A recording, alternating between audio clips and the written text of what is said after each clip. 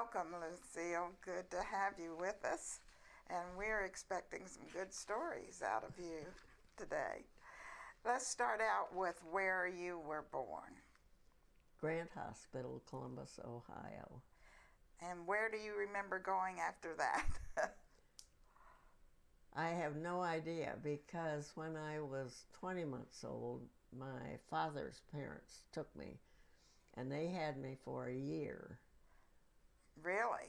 And Because Dad was overseas in World War I, and Mom was with her mother with my two brothers. Okay. Let's go back to that date. What date were you born? You were 1/11/17. January 11th, 1917. Okay. And your father was in the service for World War I. He was a doctor. Yeah. And then what after that? How long did you stay with your grandparents as a baby? I was with them a year. Okay. And then I think after that we moved to Grandview. And that was about 1918? Probably 1919. I have a feeling that there's time in there. I don't know what happened. Did your parents buy a house build a house on Grandview Avenue? The studding was up, and they had planned a sun porch on the south side, and Dad had that doubled. And the back was his consultation room, the front the waiting room, and up above was a 9 by 22-foot sleeping porch. Okay, and so he came back from the service, and you have lived up until this December since 1918 on Grandview Avenue.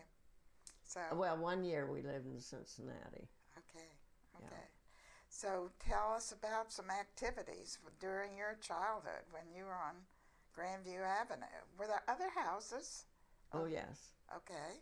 And I was the only girl in the neighborhood, and there were 4 or 5 boys.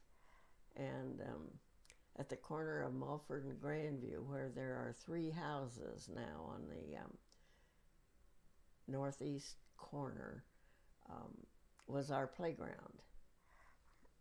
Because there was an empty lot there? There was an empty lot, and we played football and baseball. You played with the boys? I was the only girl in the neighborhood. There was no one else to play with. Really? Well, around the corner there was a girl, but she was a girl. And this was on Grandview Avenue. South of First. South of First. Empty lots and a lot of games played on. I don't remember the empty lots because I would have been too young. But I know that when I was a kid that the empty lot was down there on Mulford and Grandview. Right. What was the street like? Was it paved? Originally, it was gravel. And then I remember sitting on the curb and watching them pave Grandview. But I don't know how old I was, probably 3 or 4 years old.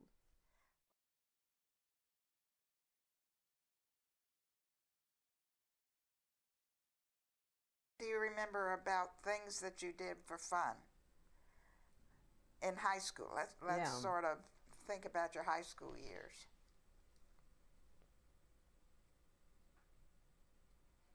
I don't remember. Go to the movies? I really didn't care too much for movies. Really? So the theater was right up there on Grandview Avenue, and we could get in for a quarter. But really the only time I think I ever really went to the movie was a fellow that had lived next door to us moved to Columbus to court me. And I'd see him coming from the streetcar on Broadview, and he'd come down First Avenue, and I'd see him coming around the corner, and I'd slip out the back door and up the alley to the theater. And then I sat at the back, so when he came in, I could slide down under the so he couldn't find me.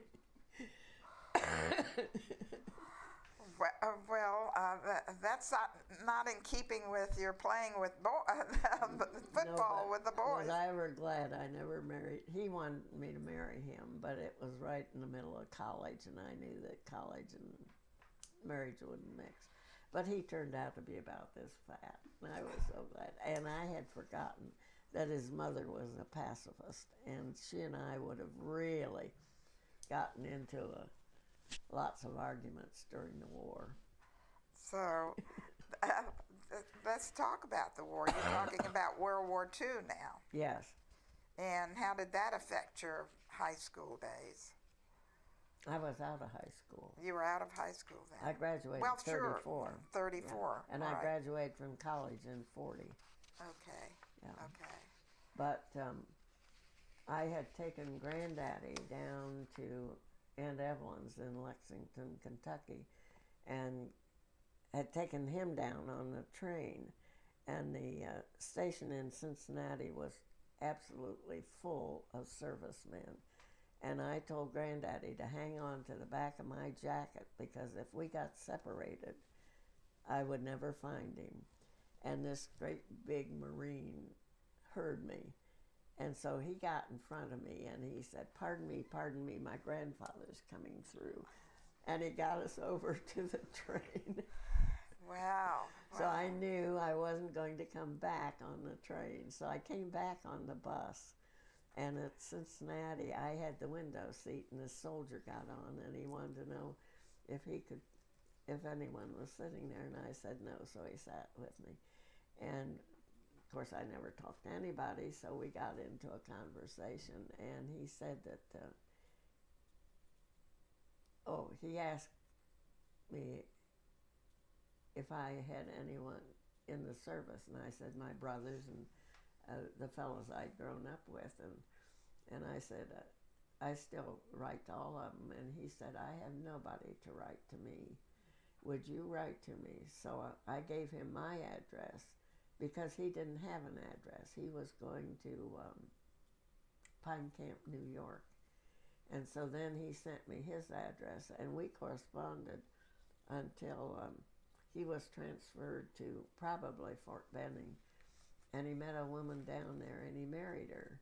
And I remember I sent them a couple of linen tea towels, because I knew that they could take them, and they wouldn't take up much room.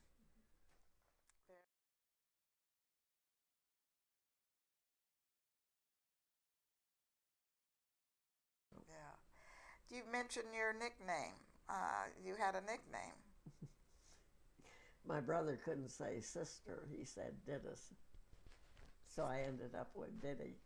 D-I-D-D-Y. Did you sign your name that way? No. You didn't. Did your LAL or your Everybody school? called me Diddy. They did. My family still calls me Diddy. I have a feeling my nephew might know my name, my proper name, and he might not. Do you think you spent a lot of time reading? Oh, yes. That you. And on either side of our fireplace at our house on Grandview, it was about this wide, and I remember had 4 or 5 shelves full of books. And that, your family books? Yeah, books. My dad's books, yeah. Were they all medical books? Oh, no. Just a good variety of reading material. Yeah. But you still went to the library all the time. Yeah. So, and when you got out of high school, you started going to Ohio State right away? Yeah. Did you? I remember Mrs. Swinehart. Oh, Dad had, she knew that my dad never read trashy books. And he had checked they used to have the books on cards, and he had checked that, and he had asked Mrs. Swinehart if they had ordered the book, and she said no. And she called him about 3 or 4 days later, and she said, Dr. Osborn, we have your book. Because they knew that it was not a trashy book, that it was a good book to be read. Well, good. Then did you volunteer at the library after school maybe? Or no. As a... I delivered books for the library to people that couldn't come to the library to get the books. At-home people. Mm-hmm. People. And I can't remember how many years I did that. But I remember there's a picture. I have it at home. And I had what do you call them? Are you looking for the name of a car? It wasn't a sedan. The back was empty. A coupe? No.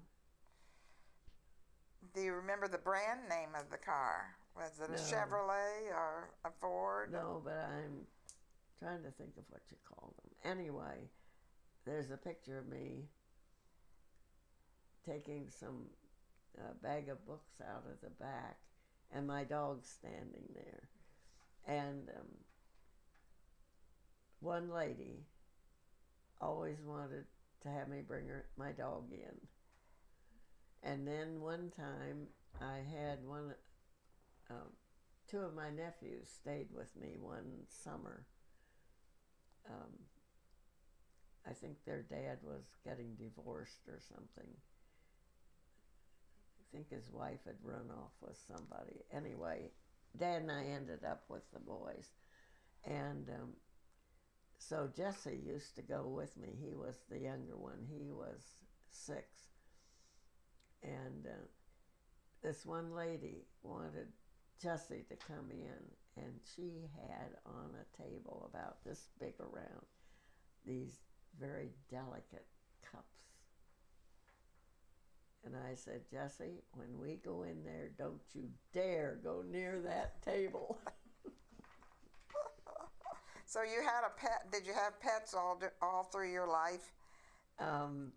No. When we lived in Cincinnati, we had a neighbor who was moving to Chicago, and they had a dog, and they were going to be in an apartment, and they knew that they couldn't take the dog with them.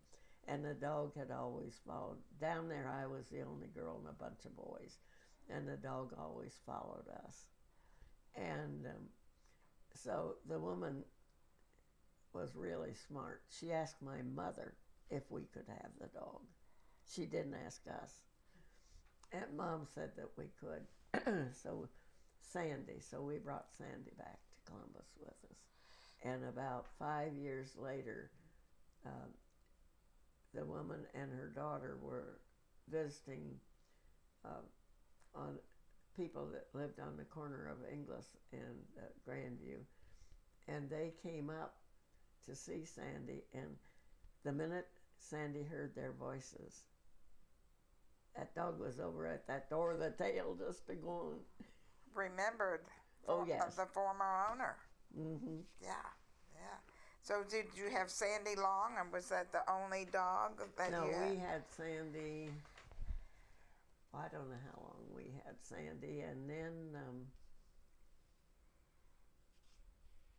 Dr. Goss, who was a veterinarian at OSU, had a son who was a veterinarian, and he was over at the veterinary school, and there was a swinging door, and the guy coming the other side didn't see the guys on this side, and he swung the door open, and Goss's son's hand came up, and he had a scalpel in his shirt pocket, and he cut his hand right there. And they brought him over to the health service, and Dr. Foley had not been at the health service maybe a couple of months, but Dad had seen him stitch up somebody, and he did a much better job than Dad could have done. So Dad turned him over to Dr. Foley, and Foley stitched him up. Well, then Dr. Goss wanted to give Foley a dog, and Foley's were expecting their first baby, so they didn't want the dog. So we ended up with the dog. And a year later, and Dad said, now, I know that you drown the runts, and we do not want a show dog. Just give us a runt. Well, a year later, Dr. Goss gave Dad an envelope, and he said, give this to your wife. So Dad stuck it in his pocket. And Goss said, aren't you going to open it? And Dad said, no, you said it was for my wife. I don't look at her mail. That night she opened it, and here was the pedigree, about this long.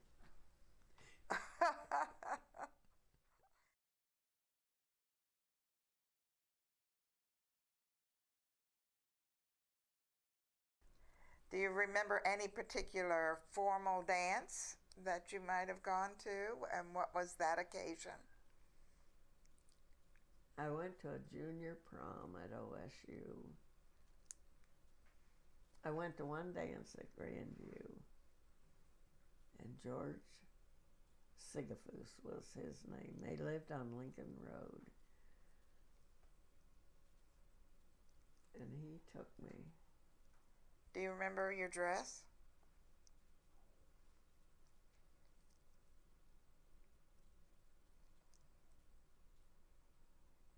Probably a bridesmaid's dress that I had. And then John Case, his dad was professor of animal husbandry at OSU, and I think that's what John did. He went on to Storrs, Connecticut. But he took me to, I think it was a junior prom, and sent me a bouquet of gardenias, and I'm allergic to gardenias. And as we were dancing, he finally had a pocket full of his fraternity brothers' handkerchiefs. Because my nose was just, and my eyes were just running. Because of the flower? Mm-hmm. The gardenia smell. And when I got home, my dad took one look at it. He opened the upstairs front window and threw it out in the front yard.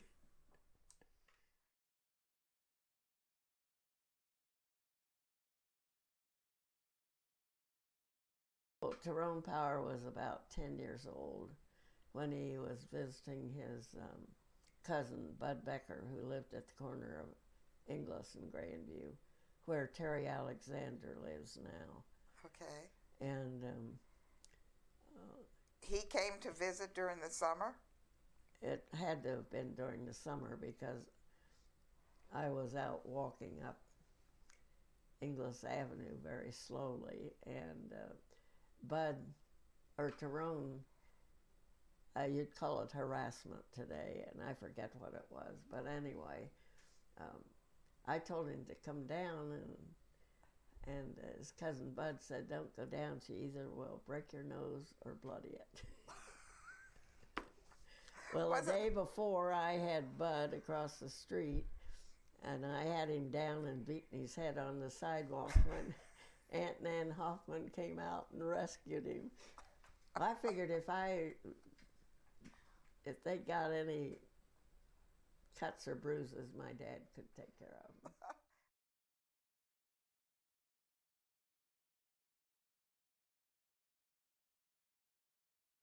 Having professors in the family, professors never impressed me. Do you feel you had a special treatment because you had? No, because hardly anyone would connect the Osborn because there were too many students. Jesse Owens sat next to me in 3 classes. Really? Mm-hmm. Oh, well, tell about that experience. Well, think he was great, or he was good for OSU? Or? Of course, at that time, he had not gained the fame that he did later. Okay. But I was sitting where I could see him walk down the hall, and it was a wooden floor, and I swear he floated down. You never could actually see the foot go down. And he was a patient of my dad's at Student Health Service, and he said that Dad said he had a perfect physique. Oh, really? And Larry Snyder, the track coach, called Dad one day and said, Mose, I'm sending one of my sprinters over. He seems to have a slight congestion in his chest. And he didn't give a name or anything. And Dad called him back and he said, Larry, if he wants to run, they were going to the Drake relays. If he wants to run on Saturday, let him. But if he doesn't, don't make him. And it was Jesse Owens. Yeah. And he set several records that day. Wow. Wow. So apparently he felt like running. Any other claims to fame? No. That seemed to be one. Other than threatening to break Tyrone Power's nose. Who was a great movie star later on. Maybe not so great to you at your age level. Well, which was 7 or 8. Not then, but later when he was a movie star. Why, I always went to see his pictures. Yeah,